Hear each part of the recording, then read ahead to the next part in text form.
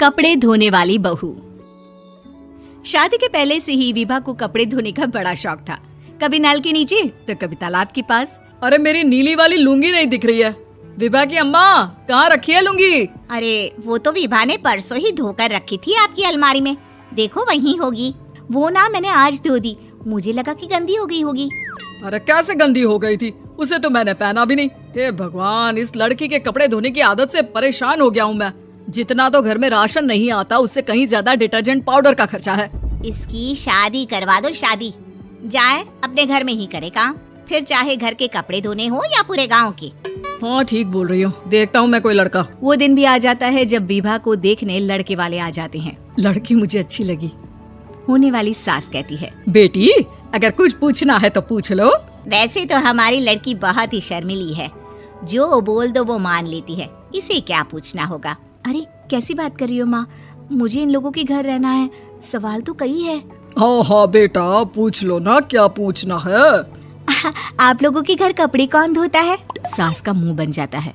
देखो, अगर तुम ये कहना चाहती हो कि तुम्हें कपड़े धोने नहीं आते तो सुन लो, कपड़े मैं ही धोती हूँ, लेकिन तुम्हारे आ जाने के बाद मैं रुमाल तक नहीं धोऊंगी। अरे चुप रहना भाग्यवान, बहू बेचारी घर आई नहीं, उसे डराना शुरू कर दिया। वो क्या है ना बिटिया, अभी तक तो ये कल्लू की माँ ही धोती थी, लेकिन अब तुम्हारे पापा तो दहेज में वॉशिंग मशीन देंगे ही। तभी विभा की माँ बोल पड़ती है, सवाल भी पूछा तो क्या। वैसे भाई साहब, मशीन की तो फिर भी कपड़े धोने की कैपेसिटी होती है। मतलब जो बिटिया दे रहे हैं ना विभा, इसे कपड़े धोने का बहुत शौक है। ये आप लोगों के क्या, आस पड़ोस गांव मोहल्ले सबके कपड़े धो दे और उफ तक ना करे। बाहर देखा नहीं आपने कितने कपड़े सूख रहे हैं? सब हमारी बिटिया ने ही तो धोए हैं। बस भी करो ना माँ, शर्म आ रही इतनी तारीफ सुनकर।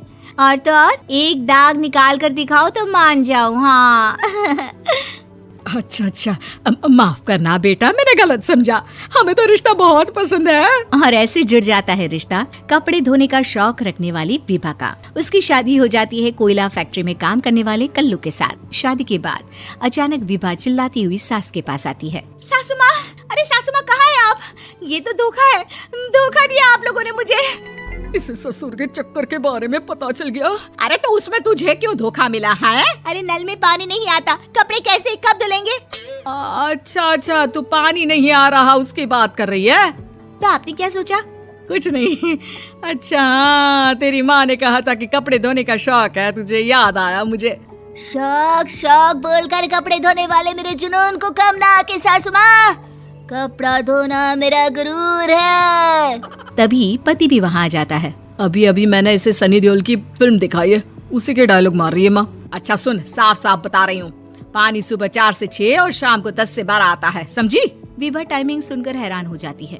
ये क्या भूतों का मोहल्ला है?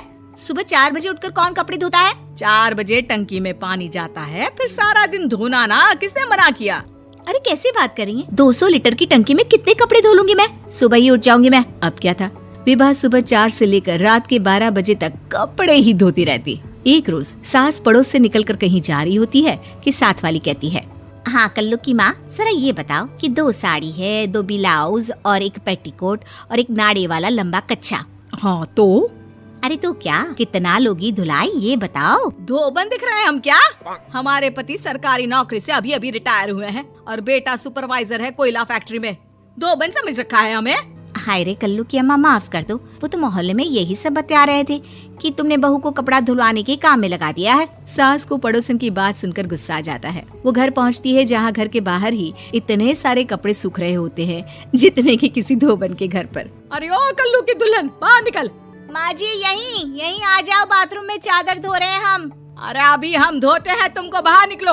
ये आस पड़ोस वाले बोल रहे हैं कि हम बहू से कपड़े धुलवा कर उसे कपड़ा धोने वाली बना दिए हैं। अरे छोड़ो ना माँ जी, किन लोगों की बातों में आती हो? आस पास के लोगों का तो काम ही होता है कि वो किसी तरह सास बहू को लड़ा दे। बहू सारे घर के कपड़े धोती है, ये क्या कम है? बोलिए। सास को भी लग जाता है कि वो बहू का ये सनकीपन नहीं छुड़वा सकती, इससे अच्छा है कि खुद ही चुप हो जाए। एक रोज सास और बहू मंदिर जाते हैं, जहाँ सास की साड़ी वहाँ खड़ी भीख मांगने वाली से मिलती है। माँ जी क्या बात है, आपकी साड़ी उस भिखारन से कितनी मिल रही है ना?